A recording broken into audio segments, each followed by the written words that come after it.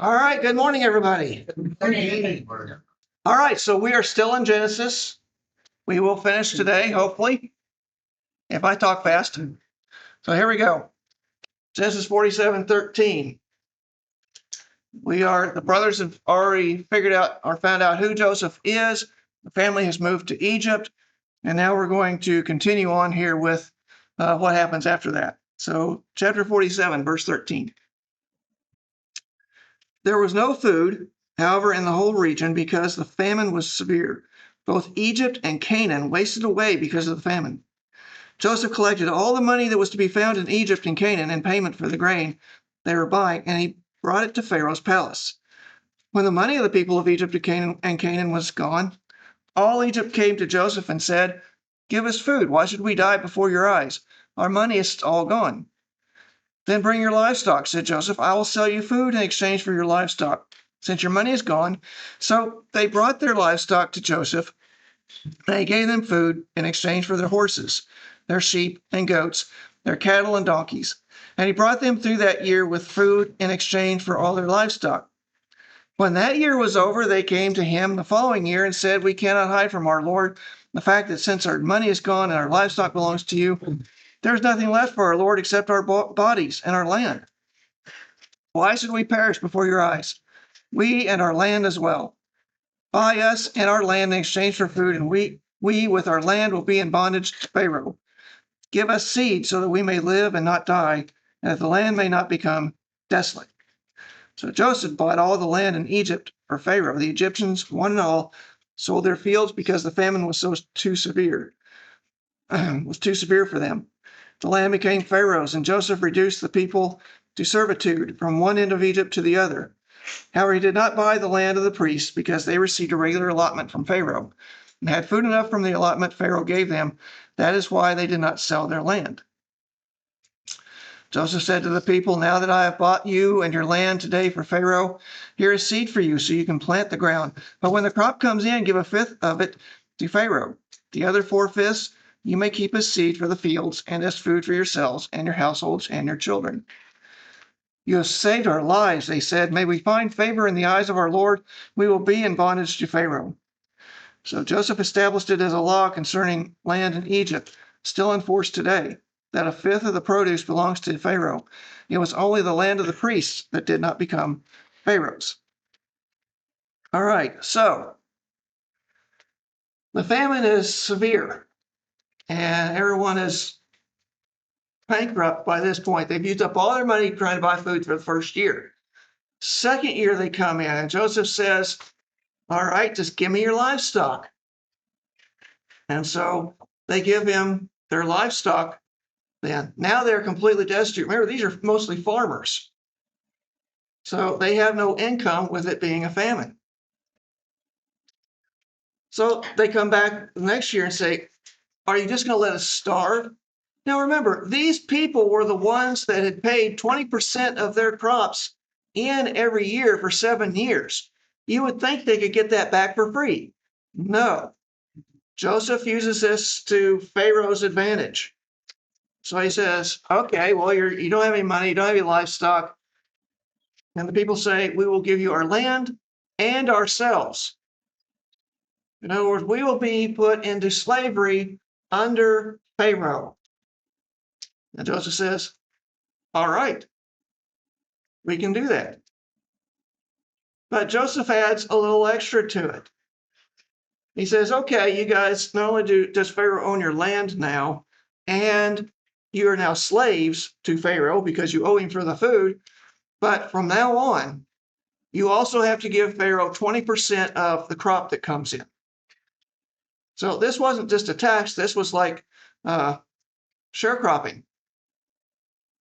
The owner gets 20% of what the person working the land brings in. So Joseph, this guy that was a slave, has now put all of Egypt into slavery. Think about that. He apparently did not learn his lesson about how bad slavery was. So he has them all in slavery. let's continue on and see what else happens. The only people that were not in on this were the priests, because they had already made a deal with Pharaoh about their land. Their land belonged to their God. Pharaoh can't take that. Okay.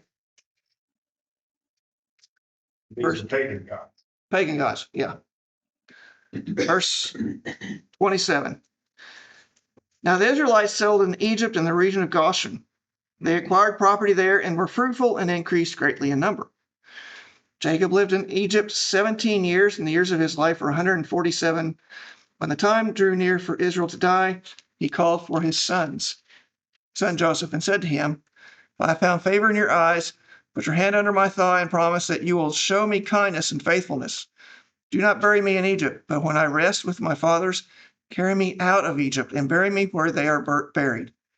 I will do as you say," he said. "Swear to me," he said. Then Joseph swore to him, and Israel worshipped as he leaned on the top of his staff.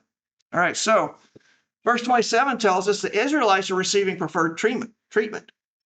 They don't have to pay the taxes. They still own their land. They are being provided food by Joseph. Now, what kind of reaction is going to happen with the Egyptians toward the Israelis, do you think?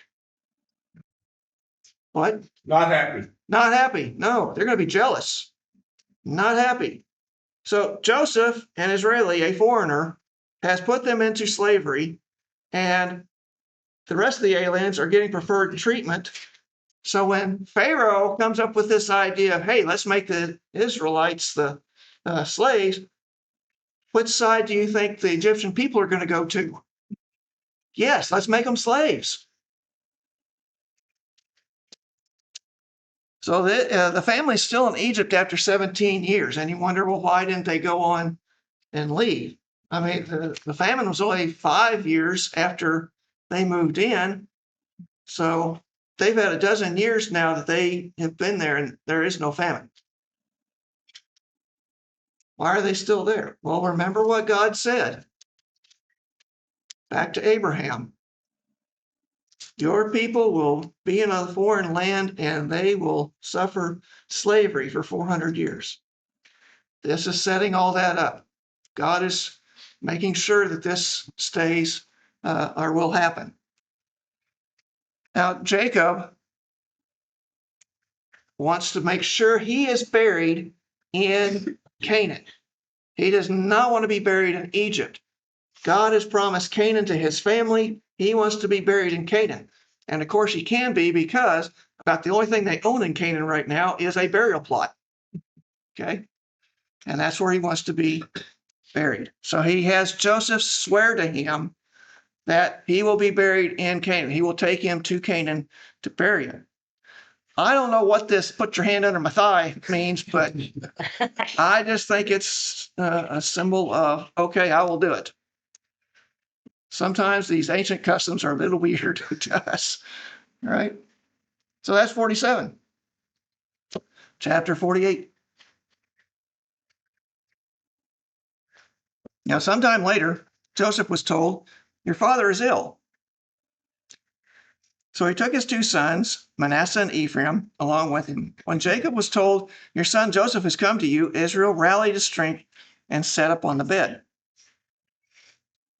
Now Jacob said to Joseph, "God Almighty appeared to me at Luz in the land of Canaan, and there he blessed me and said to me, I am going to make you fruitful and increase your numbers.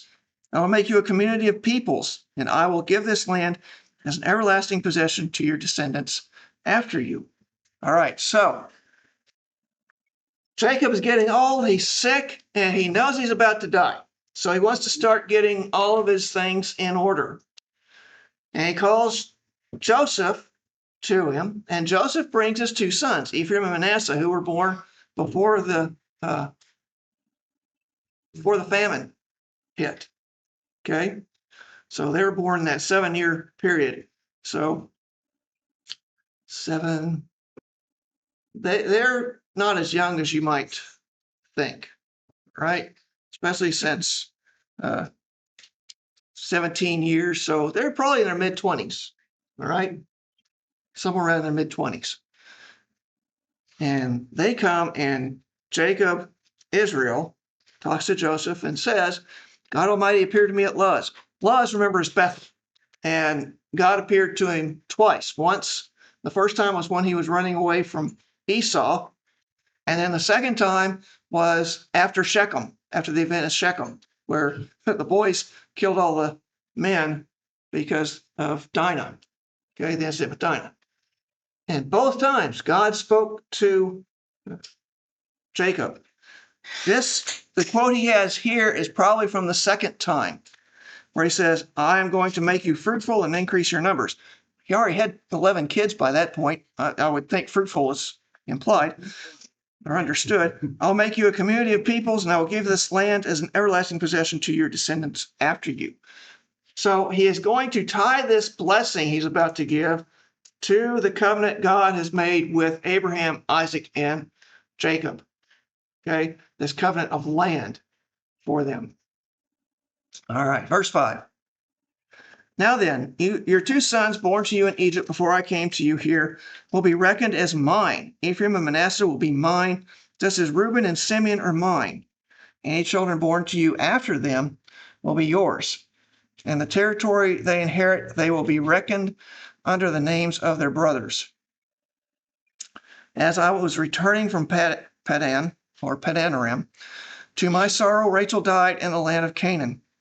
While we were still on the way, a little distance from Ephrath, so I buried her there beside the road in Ephrath, that is Bethlehem. All right, so this is an important point here. Joseph's sons now basically take the place of Joseph as a son, and they become sons of Jacob. You think, well, that kind of puts Joseph out from any inheritance.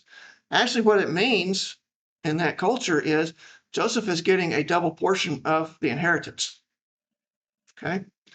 Now, those two will be considered sons. Now, if Joseph has any more sons after these two, then they will be Joseph's sons. Okay. So these two are now Jacob's sons. And we may think he's having a senior moment as he goes back to remembering Rachel. I think there's a reason he's doing that. Remember, Joseph and Benjamin were the only 2 sons of Rachel. And Rachel was Jacob's favorite wife. So by taking these 2 sons of Joseph, he's actually increasing the number of sons Rachel has. Okay, that's why he's kind of remembering about Rachel. All right, verse 8. When Israel saw the sons of Joseph, he asked, who are these? Okay, he's not having a senior moment here. He, like his father, has bad eyes. Remember, Isaac had bad eyes and couldn't tell which one of them was tricking him? So he's asking, okay, who are these? They are the sons God has given me here, Joseph said to his father. Then Israel said to him, bring them to me so I may bless them. Now Israel's eyes were failing because of old age, and he could hardly see. So Joseph brought his sons closer to him, and his father kissed them and embraced them. Okay, so he can't see anything, so bring him close so he make sure you can see him. Now Israel said to Joseph, I never expected to see your face again, and now God has allowed me to see your children too. Then Joseph removed them from Israel's knees and bowed down his face to the ground. Okay, remember, they're not sitting on his knees. These are mid-20 men. They were probably knelt at his knees in respect. Okay, and now that the blessing is about to come, Joseph is bringing them and putting them into the right position to receive the blessing. Verse 13.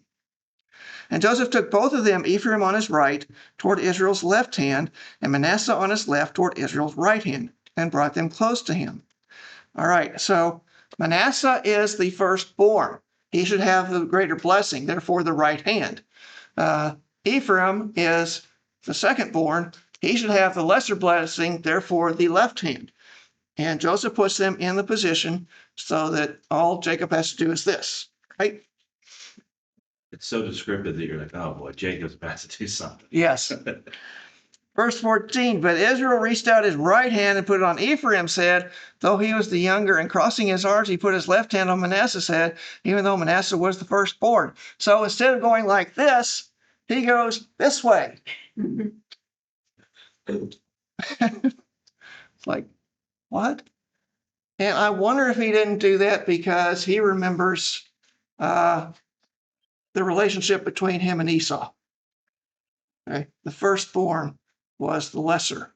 The secondborn was the greater. And he's passing that on now to these sons. Verse 15, then he blessed Joseph and said, that may the God before whom my fathers Abraham and Isaac walked faithfully, the God who has been my shepherd all my life to this day, the angel who has delivered me from all harm, may he bless these boys. May they be called by my name and the name of my fathers Abraham and Isaac, and may they increase greatly on the earth. Notice he is blessing Joseph, but he's really blessing his two sons. So it's weird for us to think about, but they are Joseph in this situation. Okay, the two have become Joseph. So he blesses that the God of his fathers be with them, because God has been a faithful shepherd to not just Jacob, but to Isaac and Abraham as well. And so he wants them to be called by the name and the names of my fathers Abraham and Isaac, called by my name. So he wants, what he is doing here actually is placing this blessing, the blessing that came from Abraham, from God to Abraham to Isaac to Jacob, this line, this land that they're supposed is going to them. They are now part of that line. Okay, just like Joseph would have been. So we want them with the same name, with the same privileges that God has given to Abraham, Isaac, and Jacob. They get those as well. I have a question. Yeah. Are these sons of an Egyptian wife? Mm-hmm. Yes, they are sons of an Egyptian wife, but they're still Joseph's. So that's what he's going by.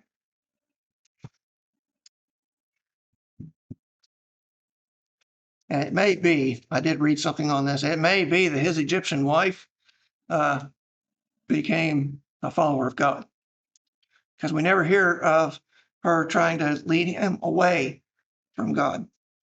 And she always seems to be accepted. All right, verse 17. When Joseph saw his father placing his right hand on Ephraim's head, he was displeased. So he took hold of his father's hand to move it to Ephraim's head. No, from Ephraim's head to Manasseh's head.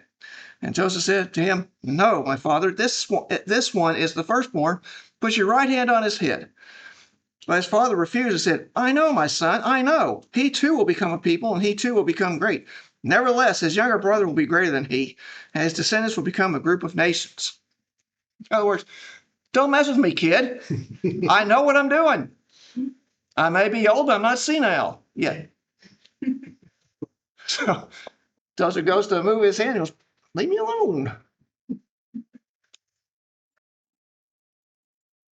So Joseph understood what was going on there to a certain point, that the blessings were reversed. But Jacob had his reasons for doing that. Verse 20, he blessed them that day and said, in your name will Israel pronounce this blessing. May God make you like Ephraim and Manasseh. So we put Ephraim ahead of Manasseh. So this is going to be a blessing. They are going to be so blessed that if someone said to you, may you be like Ephraim and Manasseh, that's a blessing to you. But notice Ephraim is before Manasseh. Okay? So he has blessed the sons. Verse 21, then Israel said to Joseph, I am about to die, but God will be with you and take you back to the land of your fathers. And to you I give one more ridge of land than to your brothers, the ridge I took from the Amorites with my sword and bow. Now, there's some question as to what this is, and some of the scholars say that the word for ridge, Hebrew word for ridge, is Shechem. That is the only place that seems to have been taken over. He didn't take it, but his sons did. So They think that he is giving them Shechem. And if you look at the map, when I don't have it up there, but when they divide up the land, Ephraim and Manasseh have Shechem at their borders. Okay, so they get one more extra piece of land. And this, by the way, is the only mention of when they come in and divide up the territory. Are they on different sides of the Jordan? Yes and no. Half of the tribe of Manasseh stayed on the east side. The other half went to the west side. And you wonder if they had a rivalry like east side, west side, kind of like Cubs, White Sox. You know.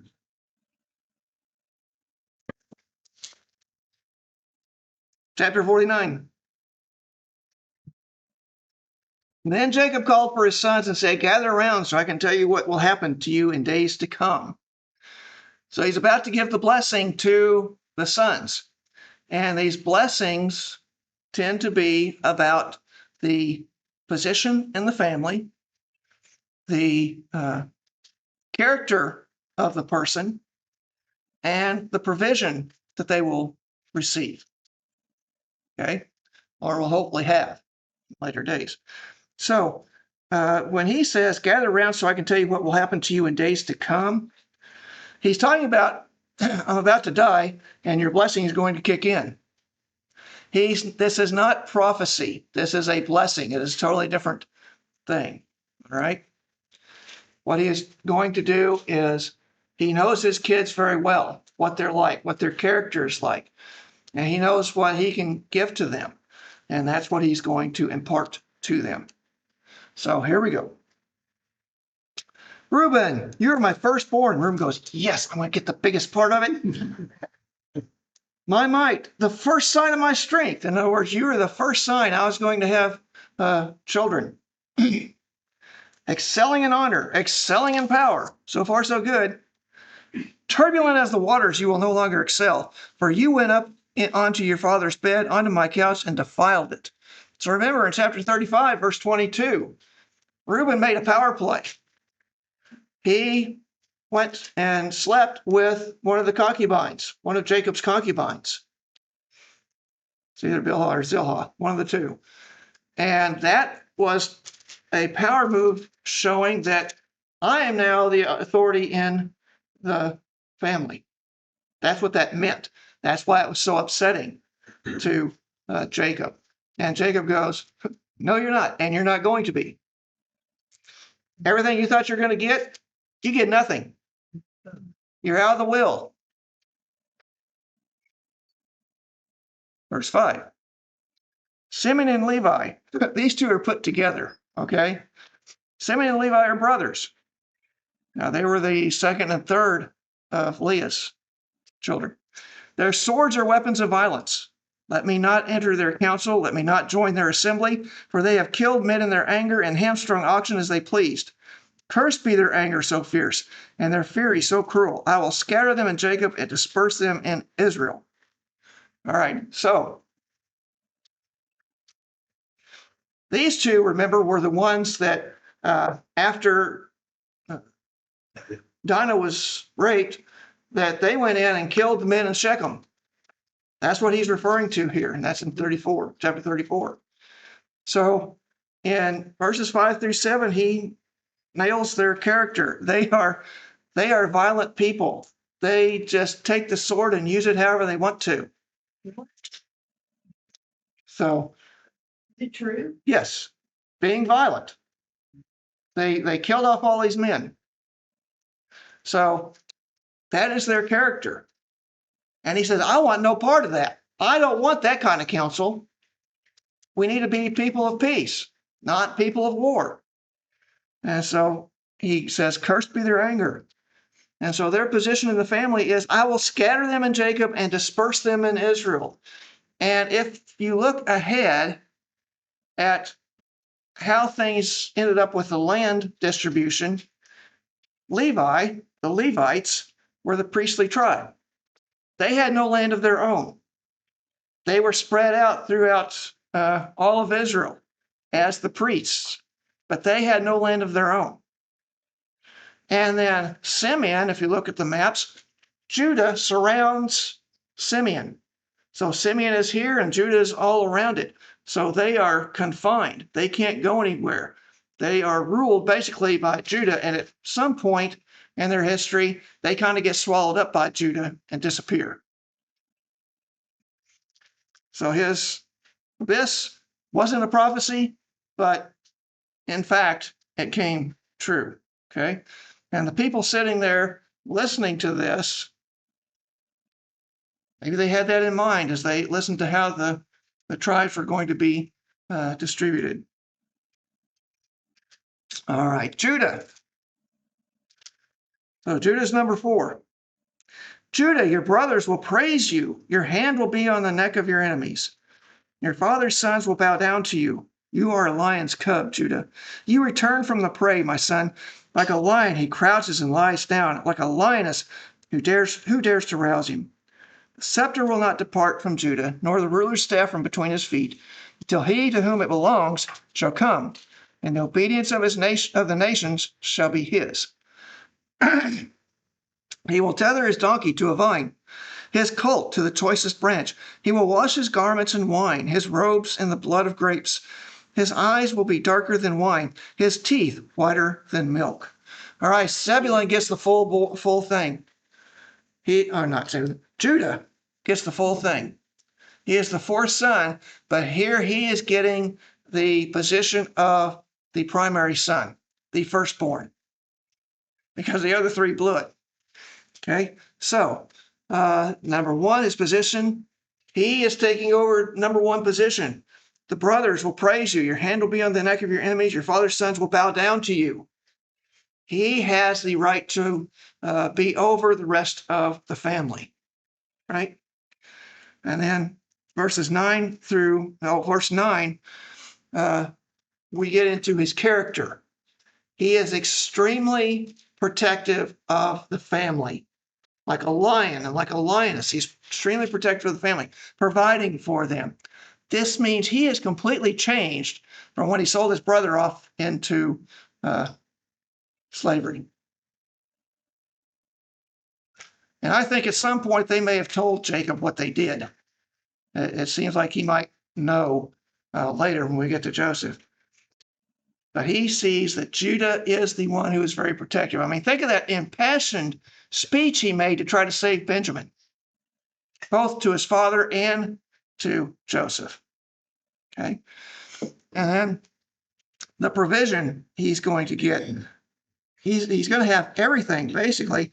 The scepter will not depart from Judah. This is the one that gets people messed up. The scepter will not depart from Judah, nor the ruler's staff from between his feet, until he to whom it belongs shall come, and the obedience of the nations shall be his.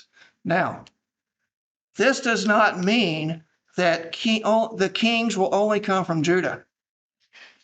This is saying, Judah, you are the leader of the family until a rightful person comes and takes control. So the people that are listening to this are listening to Moses. And who is the leader right now? Moses. Moses, who is a Levite, actually has control of or leadership of Israel. The first king, Saul, was not from Judah. He was from Benjamin. And God told him, if you had just done what I told you to, the crown would never have left your family.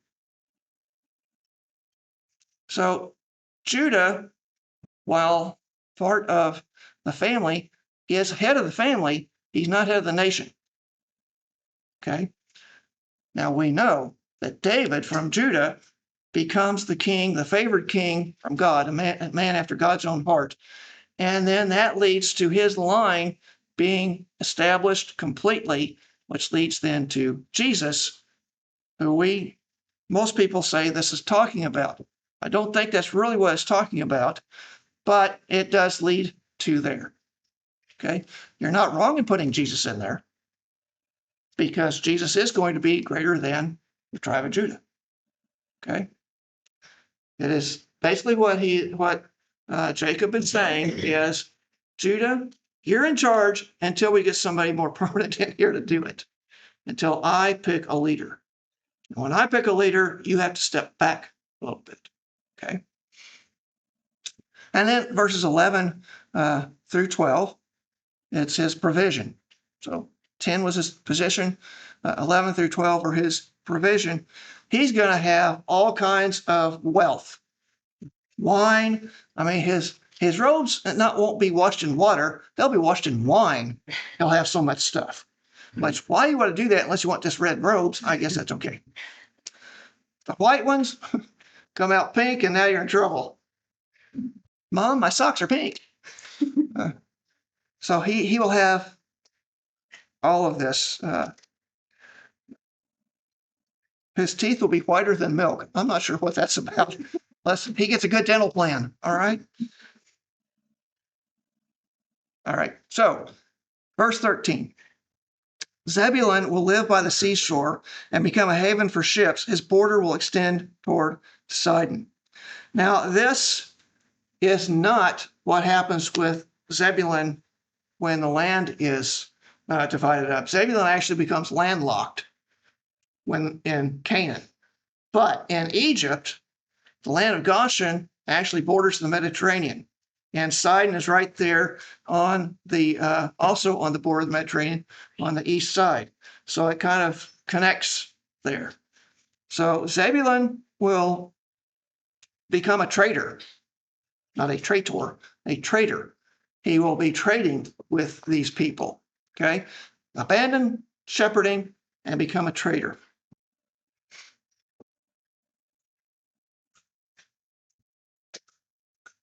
Apparently, Zebulun had already had that tendency, and he was just blessing him in that. All right, verse 14. Issachar. Issachar is a raw-boned donkey. That's not nice. Okay, Issachar is a raw-boned donkey lying down among the sheep pens. When he sees how good his resting place and how pleasant is his land, he will bend his shoulder to the burden and submit to forced labor. In other words, Issachar, this is on his character. He doesn't mind working. He loves working. He just doesn't make waves. If he is in a good spot, then he doesn't care what happens to him. That's why he's a donkey living among the sheep pens. The sheep pens are good places to stay, but he really doesn't fit there.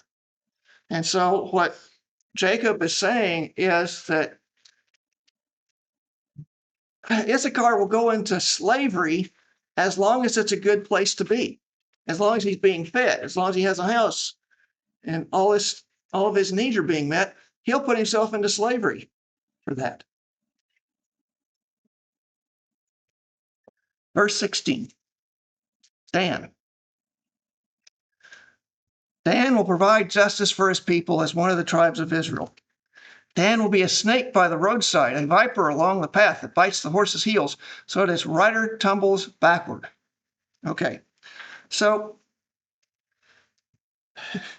Dan is going to be a part of the justice system. Now, whether this is true justice or not is questionable. We don't really see any judges from Dan along the way. But his character is to try to bring justice to people. And yet, Samson. Was Samson from Dan? Yeah. Okay. Samson's a bad example. You see how bad that is? Samson's the worst of the judges. So this justice that they provide is not really going to be justice. He is a snake.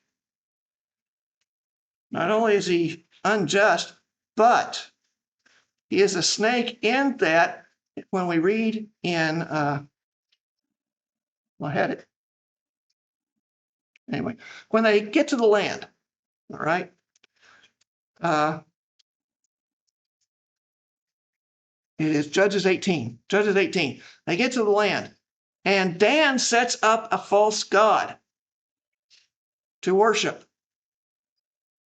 That poisons the rest of Israel to the point that they end up forgetting about God, rebelling against God, and end up in exile, which will come later.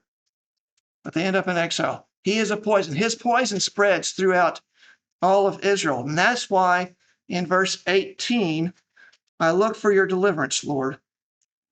Jacob prays for Israel's deliverance from this horrible poison that Dan is putting into him. Okay. And he set up the worship places so they didn't have to travel to Jerusalem. That was later that they set up the worship service when the country split into Israel in the north, Judah in the south. Then they Israel in the north set up these places. Yeah. I got a question. I'm sorry because I'm not understanding something.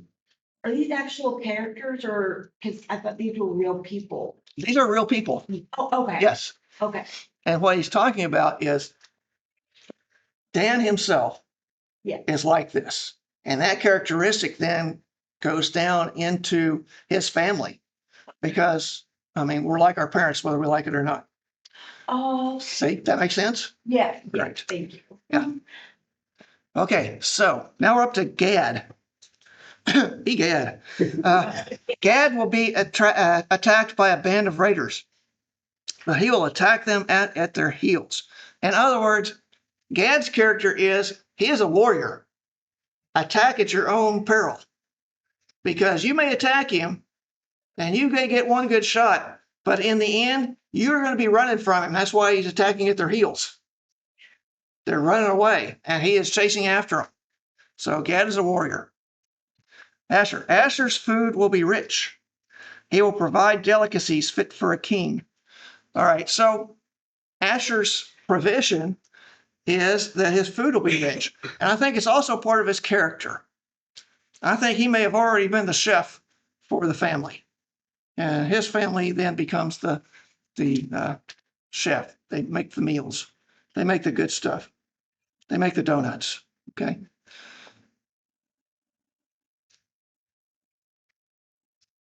Naphtali, verse 21. Naphtali is a doe set free that bears beautiful fawns.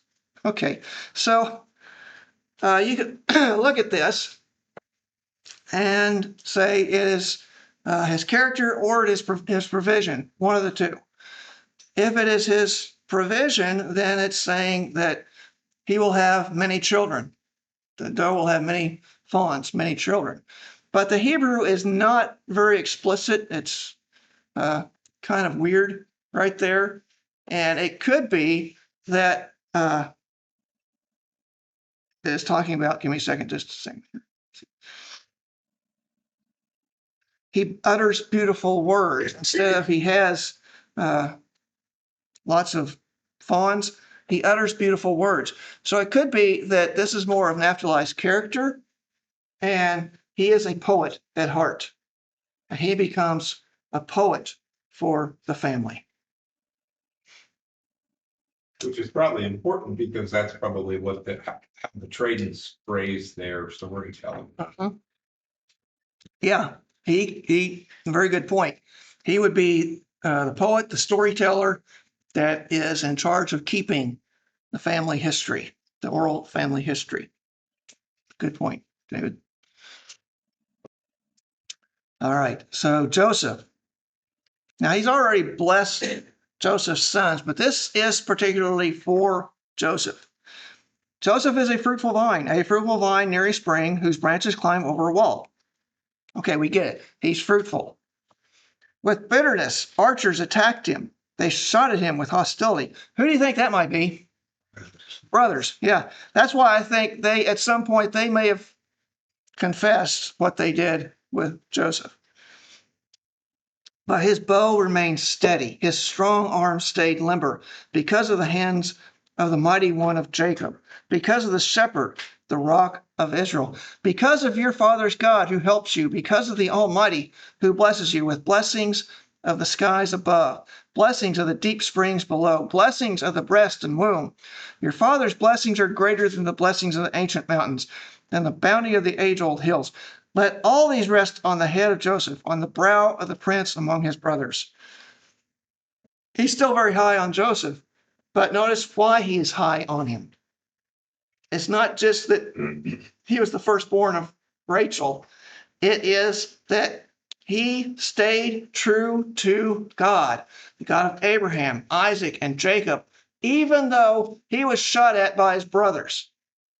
All these bad things happened to him. Joseph stayed true to God.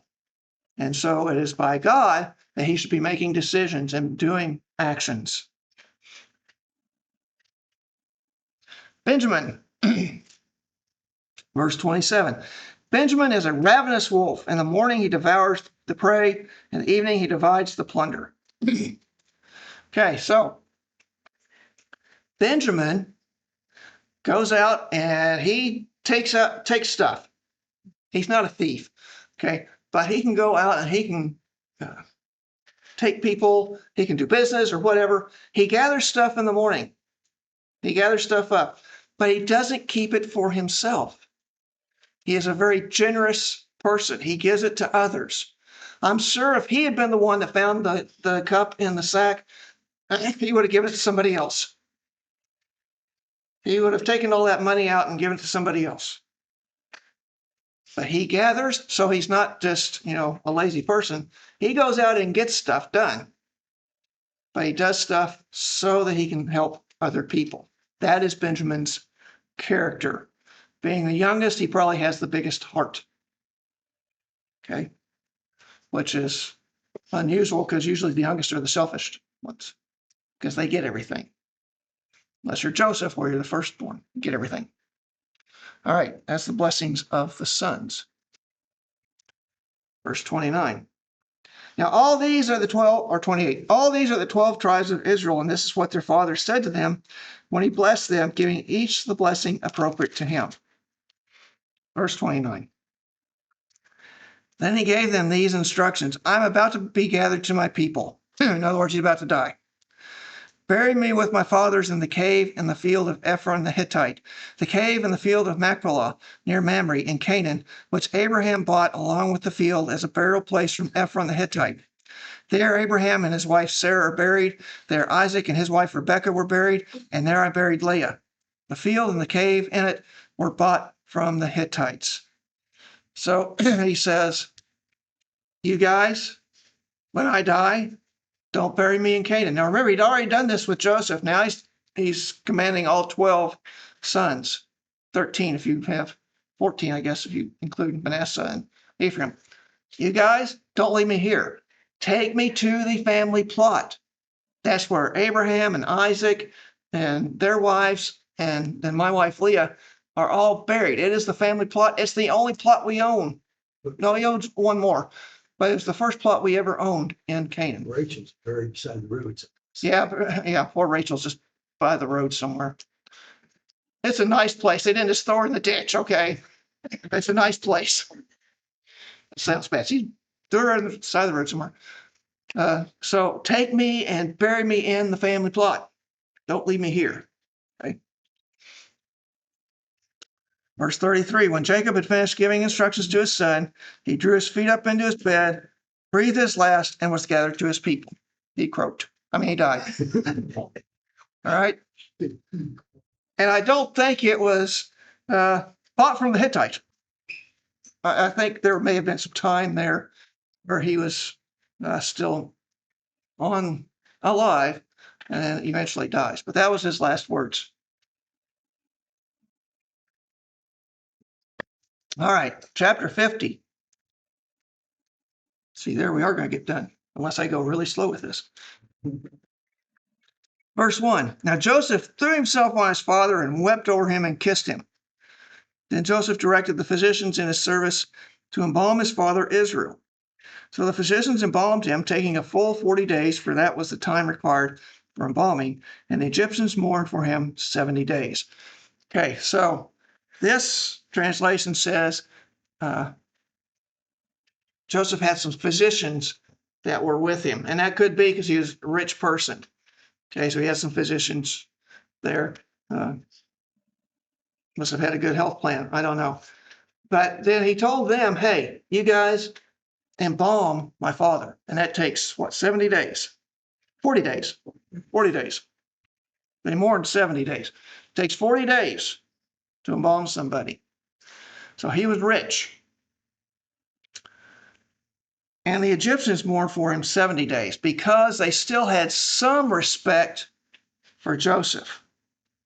Now, Joseph may or may not have been still in a government position at this point. It's kind of iffy as we go through this, whether he is or not. He's not in the same position he was. Of course, this is quite a few years, or 17 years later. So we're not sure. But the Egyptians still mourned for Jacob because of Joseph. Verse 4, when the days of mourning had passed, so after these 70 days, Joseph said to Pharaoh's court, if I have found favor in your eyes, speak to Pharaoh for me. See, he's having to go to Pharaoh's court for permission. He gets to the court, and then the court gives it to Pharaoh. He no longer has direct access to Pharaoh. Something has changed. Do we think likely there was a succession of Pharaoh? Could have been. If not, something altered. There could have been, I think there was a succession of That Pharaoh. would make a lot of sense. Yeah. So tell him, my father made me swear an oath and said, I am about to die. Bury me in the tomb I dug for myself in the land of Canaan. Now let me go up and bury my father, then I will return. Pharaoh said, go up and bury your father. He made you swear to do, as he made you swear to do. Okay, so he has permission now from Pharaoh to go. So Joseph went up to bury his father. All Pharaoh's officials accompanied him, the dignitaries of his court and all the dignitaries of Egypt, besides all the members of Joseph's household and his brothers and those belonging to his father's household. Only their children and their flocks and herds were left in Goshen.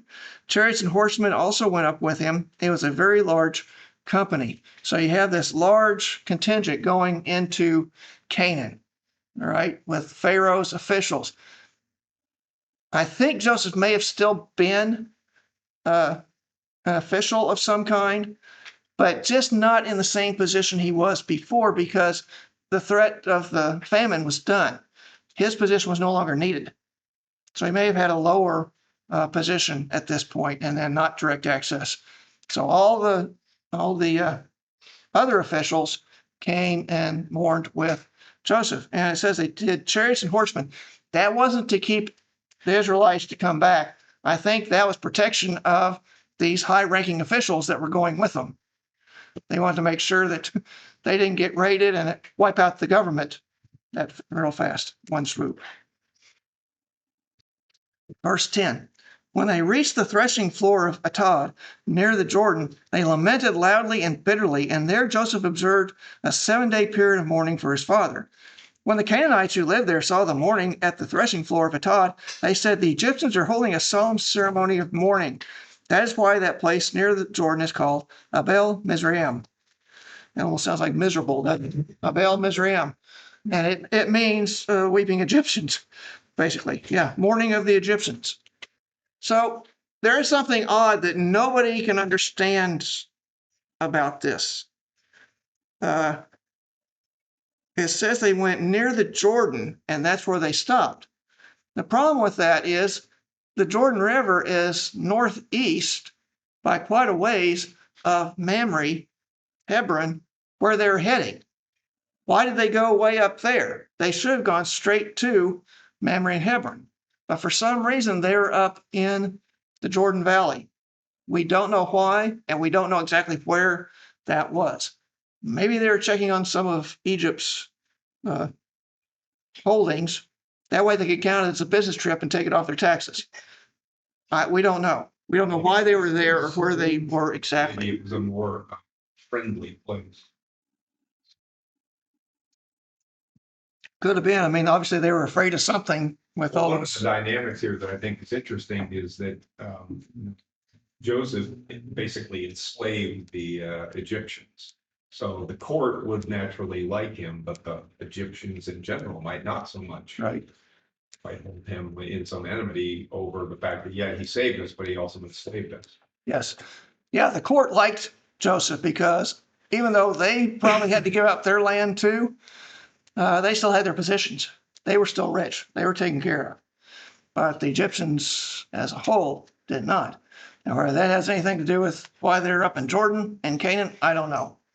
But it is a weird place. And the Egyptians all mourned at that point, and they were loud. I mean, they weren't just, they were loud mourning, and to the point that disturbed the Canaanites around there. Okay, and they named the place the crying Egyptians, no, the mourning Egyptians. Okay, so verse 12. So Jacob's sons did as he had commanded them. They carried him to the land of Canaan and buried him in the cave in the field of Machpelah near Mamre, which Abraham had bought along with the field, as a burial place from Ephron the Hittite. After burying his father, Joseph returned to Egypt together with his brothers and all the others who had gone with him to bury his father. So they all go back to Egypt once Jacob is buried.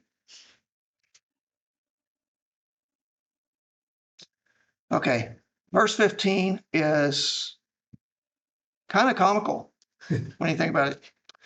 When Joseph's brothers saw that their father was dead, they said, "What if Joseph holds a grudge against us and pays us back for all the wrongs we did to him?" So here's the comical parts. Verse 16. So they sent word to Joseph saying, "Your father left these instructions before he died." No, he didn't. "This is what you are to say to Joseph. I ask you to forgive your brothers the sins and wrongs they committed in treating you so badly. Now, please forgive the sins of your servants of the God of your father." When their message came to him, Joseph wept. So apparently Jacob did know what they had done at some point. And so the brothers make up this fake news item that Jacob had said, "Hey, forgive your brothers. I command you, forgive your brothers."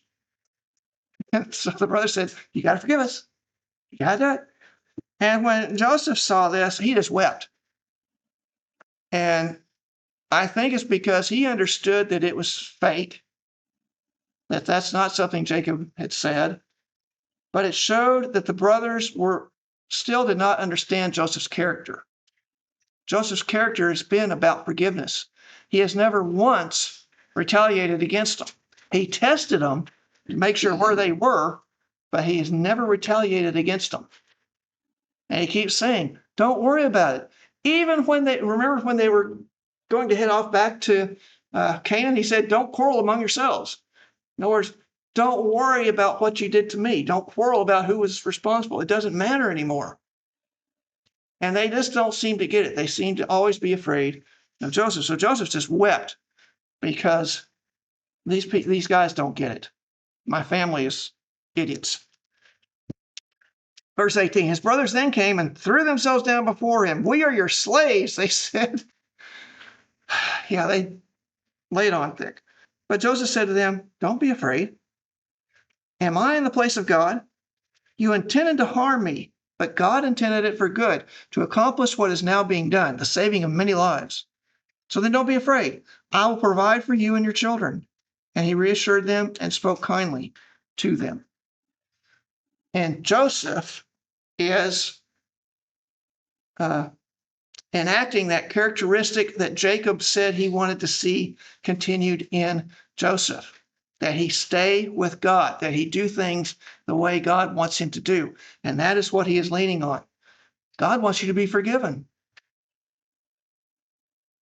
I will take care of you. I'm rich. I'm still rich. I have plenty of money.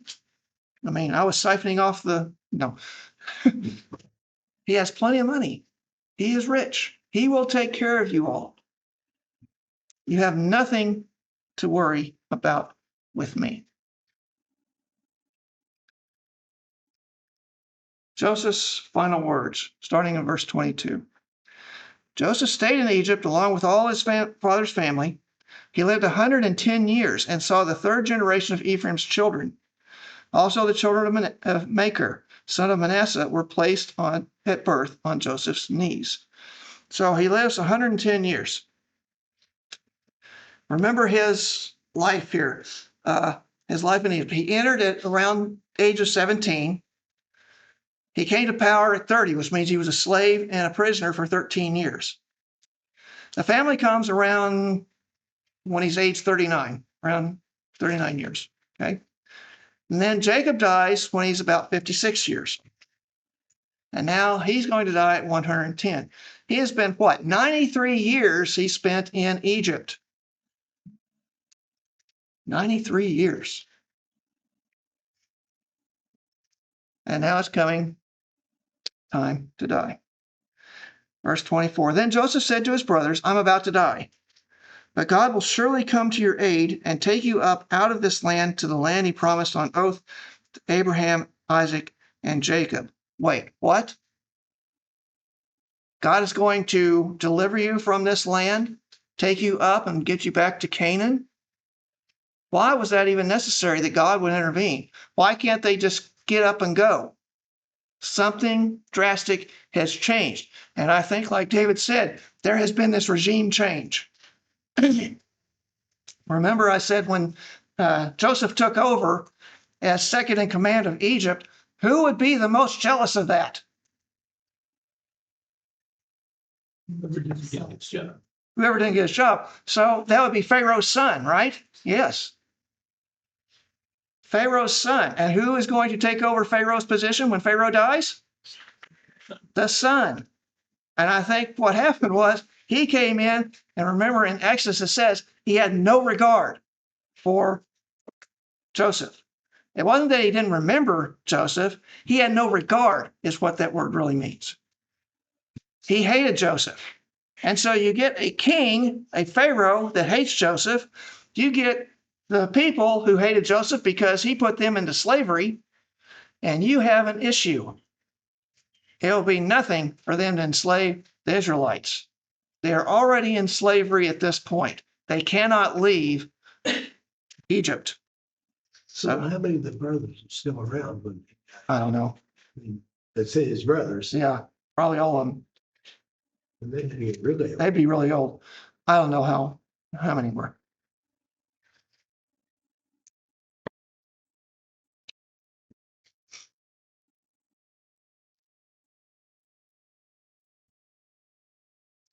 Verse 25. And Joseph made the Israelites swear an oath and said, God will surely come to your aid, and then you must carry my bones up from this place.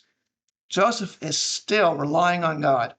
He says, God is going to come to your aid. You will be taken out of this terrible land. And then you are going to carry my bones up into Canaan and deposit them in Mamre. So Joseph died at the age of 110, and after they embalmed him, he was placed in a coffin in Egypt. There was no royal gathering, nothing. They embalmed him because it was probably his personal physicians that did this, and then they put him in a coffin, okay, or sarcophagus in Egypt, waiting for the time that they can leave. Now, Well, and the no ceremony part would make perfect sense if it was a new Pharaoh. Pharaoh's the old Right. Pharaoh's son. Not gonna celebrate that guy. nope, and neither would the people. Yeah. So, lessons from Genesis. What did these people who were listening to Moses speak the word, speak about Genesis, tell them the whole story of Genesis, which he did it much faster than we did. I mean, we took what? Fall and spring to get to it. He would have just read it all at one time. What would they get from it? Well, first of all, from creation, they understand that God is all powerful. There is nothing more powerful than God because God created everything. That means these giants that are they're in the land of Canaan that we don't think can be defeated. They can be defeated because God is all powerful. God is loving and faithful. He doesn't give up on humans. He doesn't give up on the family. He didn't give up on humans, even though he caused a flood. He still had humans left. And as you read through the stories of Abraham, Isaac, and Jacob, he never gives up on them, even though they have failures. He does not give up on them. And they are not to be, part of this is he's loving and faithful, and that he does not want them to fall into the trap of worshiping false gods.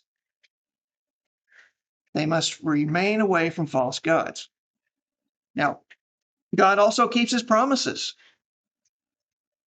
The family of Abraham, Isaac, and Jacob were all promised the land they were going to.